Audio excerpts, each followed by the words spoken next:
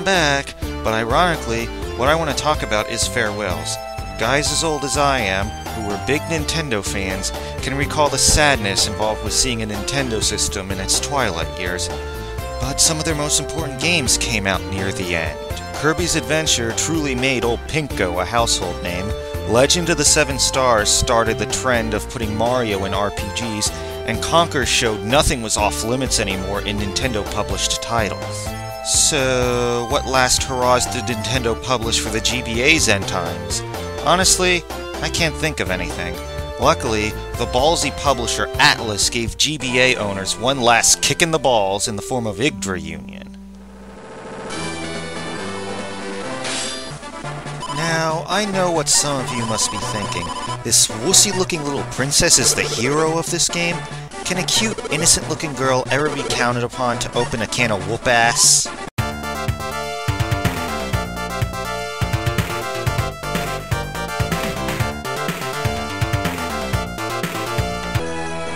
But it's not as if Yggdra has much of a choice. Her kingdom has just been overrun by the Bronquian Empire, and is on the run after its leader, Gorkasa, slaughtered her family. Now with the family's holy sword, the Grand Centurio, she must organize a counter-resistance and push them back. Yeah, I know, you've heard this story before, but trust me, Yggdra Union tosses out the status quo at every turn. Gameplay in this tactical RPG centers around banding multiple units into unions, and since Yggdra's world has no tea party, you can go crazy with this. And go crazy you must if you hope to oust the Imperial Army. Women can include units that are within a plus sign shape in their unions, while men band to units around them that fall within an X shape. So yeah, even gender must be taken into account when moving troops. Another important consideration is which card you pick for your turn. Don't worry, we're not talking Yu-Gi-Oh! Or Pokemon cards. A given card determines how many times units can move, how much damage will be dished out upon victory, and abilities you can activate if the Union leader matches the weapon type. When victorious, the overall power of a card increases, so make sure the most useful cards get the boost. And instead of typical turn-based RPG fare, clashes between battle units are quite dynamic. The gauge at the top can be emptied by pressing right to go aggressive, or you can hit left to decrease attack power and fill it. Once it's filled, certain units can activate certain skills. Some can be activated by anyone so long as the Union leader is an ace, such as Banish, which unleashes holy power. Your witch, Rosary, can use Dollcraft to summon golems, which then appear on the battlefield and can block enemies. Your assassin, Elena, can use Bloody Claw to ice the enemy head, leaving them leaderless. Watch out, because once the enemy bar fills, a skill can be used against you. Critical hits are also different in Yggdra Union, as it instantly gets rid of a unit leader, panicking the troops and rendering skills unusable. Instead of hit points, there's morale, which goes down every time a unit suffers defeat. Lastly, battlefields typically have more than just clashing with armies, involving objectives such as opening floodgates, sacking supply depots, and occupy. A little political commentary 5 years in advance? Other screwy things? Guess the name of your Undine fighter. Nietzsche. Yeah, because mythical fishwomen always remind us of 19th century German philosophers. Personally, she reminds me of that giant mermaid bitch Anko from the Falaria comics.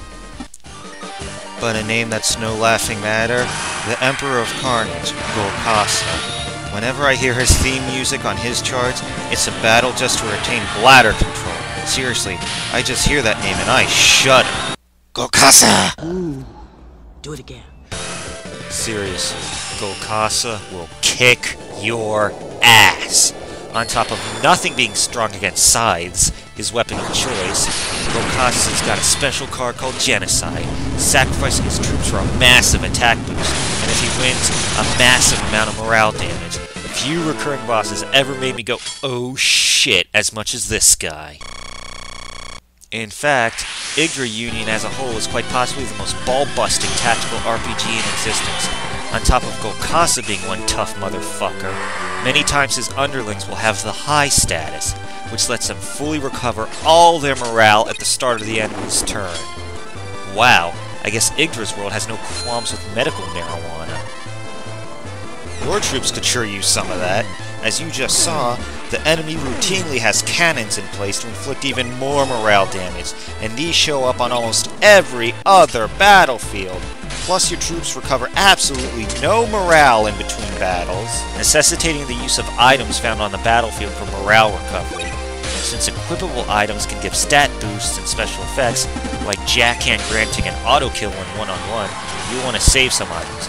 Good luck, since one bonehead call moving troops can leave the unit wide open for an ass-forking. Other things contributing to the insane difficulty are some poor design choices. Sometimes, you'll enter a scenario where you're immediately under attack, and you'll have the last card used, such as level 44, which will have Gokasa taking on Yggdra.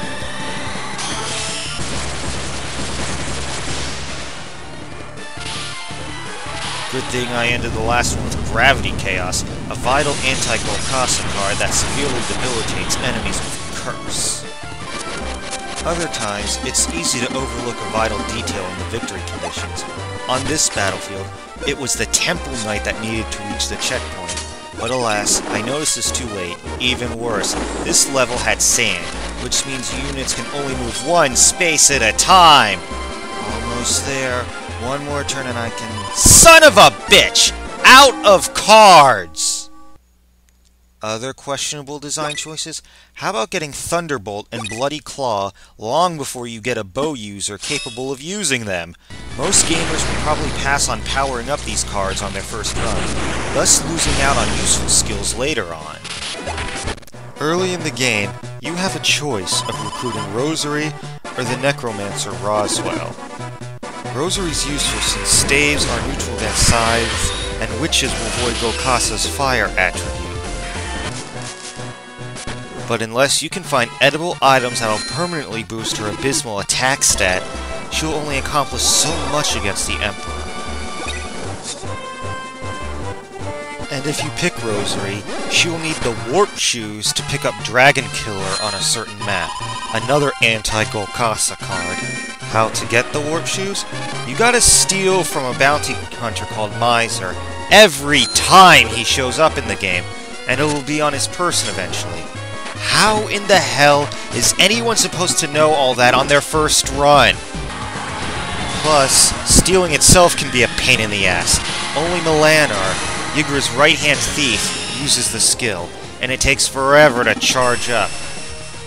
Since Melanar gets really powerful really fast, he's liable to kill the enemy before then.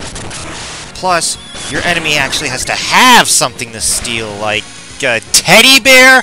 Gokasa's little sister rides into battle with a teddy bear? There's all sorts of obscure weirdness when it comes to items. How will anyone guess that Elamina Mint is just south of where the Undine troops have dug in? And if you keep it, and Yggdra crosses this expanse of sand in level 29, she'll reach this oasis and use it while...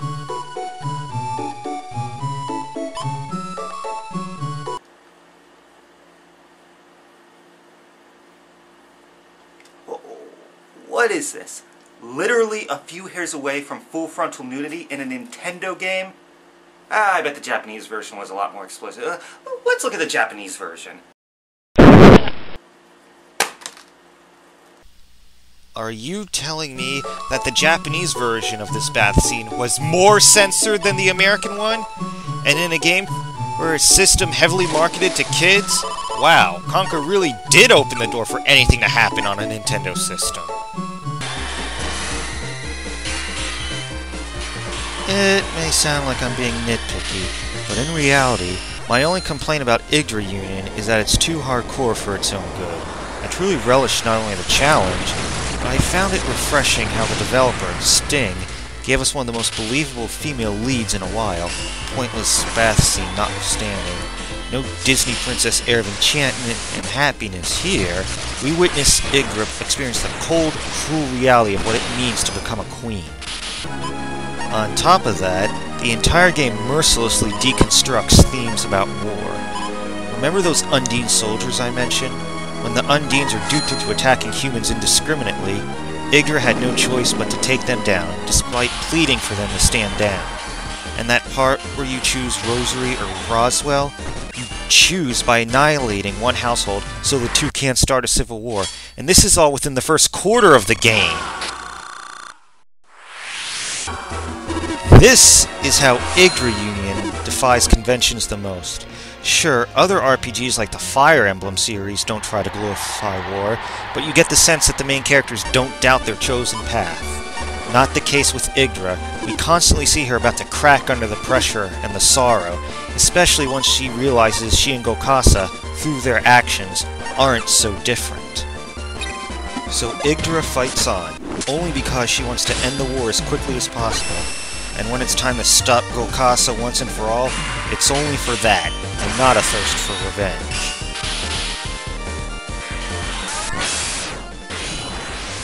End of the road, Gokasa. One shall stand, one shall fall.